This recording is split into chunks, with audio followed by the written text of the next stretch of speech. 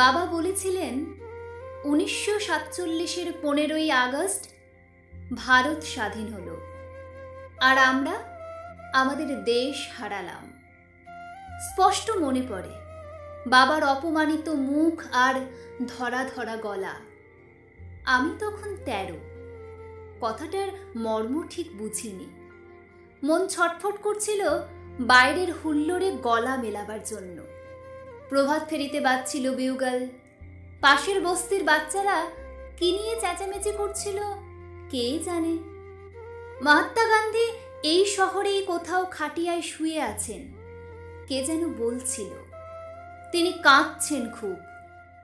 আমার মাও ছলছল চোখে বলে উঠলেন, চাপা ফুলের গাছটা আমি নিজের হাতে লাগিয়েছি।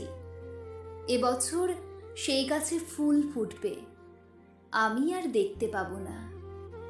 লাহোর না এলাহাবাদ কোন শহরে যেন হোটেলের ঘরে বসে গরমে ঘামতে ঘামতে রেডক্লিফ নামে এক ইংরেজ কাটাকুটি খেলছে ভারতের মানচিত্র নিয়ে। তিনি আমার মায়ের চাপা ফুল গাছের কথা কিছুই জানেন না। ঝড়ে উড়ে যাবার মতো এক একটা গ্রাম চলে যাচ্ছে সীমান্তের এপারে ওপারে। কারোর রান্নাঘর গিয়ে পড়ল নতুন দেশে, কোনো গৃহস্থের গোয়াল ঘর পড়ে রইল পুরনো রাজ্যে। অনেক নদীও দুভাগ হয়ে গেল। লক্ষ লক্ষ মানুষের জীবন তছনছ হয়ে গেল স্বাধীনতার মূল্য দিতে গিয়ে। পাঞ্জাব ও বাংলা, যেখানকার ছেলেরা জীবনের পণ করে সবচেয়ে বেশি লড়াই করেছে দেশের মুক্তির জন্য, সেই দুই রাজ্যই কেটে ফেলে বইয়ে দেওয়া হলো রক্তগঙ্গা। আমার কাকা আন্দামান জেল থেকে ফিরে এলেন ঠিক 17 বছর পর। যেন রিপ ভ্যান উইঙ্কেল। ভেবেছিলেন চোখ মেললেই দেখতে পাবেন পুরনো স্বদেশ। সমুদ্র পেরিয়ে এসে যখন চোখ মেললেন, কে যেন প্রচণ্ড এক ঘুষি মারল তার চোখে।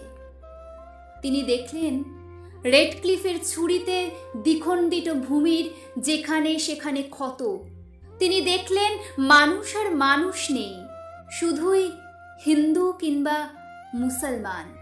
ফাজল চাচার ঘড়ির দোকান আগুনে পুড়ে ছাই। শুভ্র দাড়িওয়ালা এক দরবেশ, তিনি মাথায় চামড় বুলিয়ে আদর করতেন সকলকে। তার লাশ ট্রাম লাইনের পাশে পড়েছিল 3 দিন।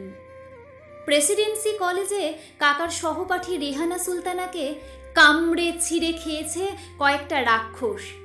আর শিয়ালদা স্টেশনের সব প্ল্যাটফর্ম জুড়ে শুয়ে আছে ওপারের গৃহহারা ছিন্নমূল মানুষ। কোনো জননীর এক সন্তান মারা গেছে পথে, অন্যটি খিদেই কাঁদছে, হাতে ভিক্ষের পাত্র। এক পুরোহিত একেবারে নির্বাক। শ্যামলী নামের ধর্ষিতা মেয়েটির রক্তস্রাব বন্ধ হচ্ছে না কিছুতেই। সেই সব পরিবারের মাঝখানে দাঁড়িয়ে আন্দামান ফেরত বিপ্লবীটি প্রত্যক্ষ করেন স্বাধীনতার স্বরূপ। এক বৃদ্ধ চিৎকার করে উঠল, শুয়োরের বাচ্চা গান্ধীটা মেনে নিল দেশভাগ, তার পেয়ারের জওহরলালকে কিছুতেই বোঝাতে পারল না। আর যদি সুভাষ বোস থাকতেন এখানে। সেই চিৎকারের প্রতিধ্বনি যেন পৌঁছে গেল দিল্লিতে। এই মহারাষ্ট্রীয় যুবকের হাতে প্রার্থনা সভায় খুন হলেন গান্ধীজি। 17 বছর আগে আমার কাকা ছিলেন এক বলিষ্ঠ ডাকাবুকো যুবক। ধরা পড়ার আগে 1.5 বছর পলাতক। তখন রোজ ভালো করে খাওয়া জুটত না। আন্দামান জেলে নর্থ ওয়েস্ট ফ্রন্টিয়ারের কয়েকজন গার্ড প্রায়ই তাকে মাটিতে চেপে ধরে যৌন বলাৎকার করত। অত্যাচারের ভাষা ছাড়া আর কোনো ভাষাই জানে না। কাকা যখন ফিরে এলেন তখন সেই সুপুরুষটিকে আর চেনা যায় না। যেন এক দেশপ্রেমিকের প্রেতচ্ছায়া। ওকে একদিন ভালো করে খাওয়াবার জন্য ব্যবস্থা হলো। একটা বড় কাঁসার থালায় সুন্দর করে সাজিয়ে দেওয়া হলো ভাত, আর কয়েকটা বাটিতে সোনামুগ ডাল, ঝিঙে পোস্ত, ভাপা ইলিশ আর গলদা চিংড়ি। মাটিতে পেতে দেওয়া হলো আসন। সেই আসনে বসে বেশ কিছুক্ষণ চুপ করে রইলেন কাকা। তার চোখ দিয়ে গড়িয়ে পড়তে লাগলো জল। একটু পরেই ভাতের থালাটি ঠেলে সরিয়ে উঠে পড়লেন। আর কোনো দিন তিনি নিরামিষ ছাড়া কিছুই খাননি। কয়েক মাস পরেই তিনি চলে গেলেন তার জেল সঙ্গী উল্লাসকর দত্তের কাছে। ওরা দুজন মুখোমুখি চুপ করে বসে থাকতেন, যেন সব কথা ফুরিয়ে গেছে। জন্ম থেকেই স্বাধীনতা নামের শিশুটি বিকলাঙ্গ, তবু তাকে বাঁচিয়ে রাখার চেষ্টা হয়েছে অনেক যত্নে। তার গায়ে বারবার বদলে যে জামাটি পরানো হয়েছে তার নাম গণতন্ত্র। পাশের নতুন দেশটি কিন্তু সে পোশাকের তোয়াক্কা করেনি। বারবার খুনোখুনি ও সামরিক শাসনে তার রক্তাক্ত পরিত্যক্ত হয়েছে। তারপর তো এক সময় সব দুটুকরোই হয়ে গেল। এই পুরনো দেশটা কিন্তু ভাঙল না, যদিও সীমান্তে ও পাহাড়ে মাঝে মাঝে বন্দুক গর্জায়, মাথার কাছে কাশ্মীর নিয়ে লাগাতার মাথা ব্যথা, তবু ভাঙল না।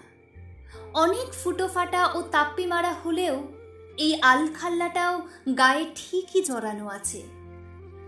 মানুষের বয়স আর দেশের বয়স তো এক নয়। 60 বছরেও এ দেশ সবেমাত্র কৈশোরে পা দিয়েছে। হাত পাগুলো ঠিকঠাক হয়েছে, কথা ফুটেছে মুখে। খেলাধুলো খুব একটা পারে না, কিন্তু গান টান গায় বেশ।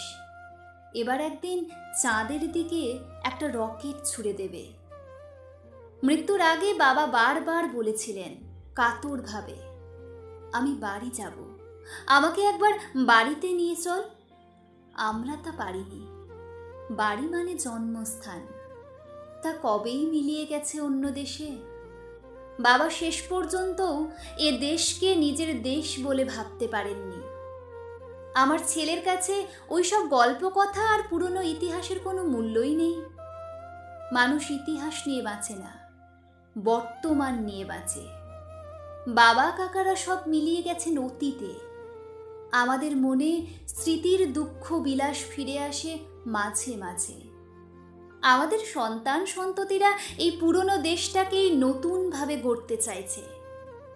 মাঝে মাঝে স্বপ্ন দেখি সাহেবরা আবার ফিরে আসবে, এবারে আর অস্ত্র নিয়ে নয়, চাকরি চাইতে।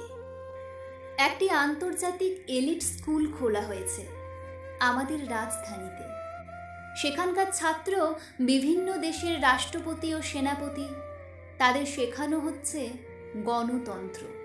বিভিন্ন ধর্মগুলোকে বাড়ির মধ্যে বন্দি করে রেখে প্রকাশ্য রাস্তায় সব মানুষই আবার মানুষ হয়েছে।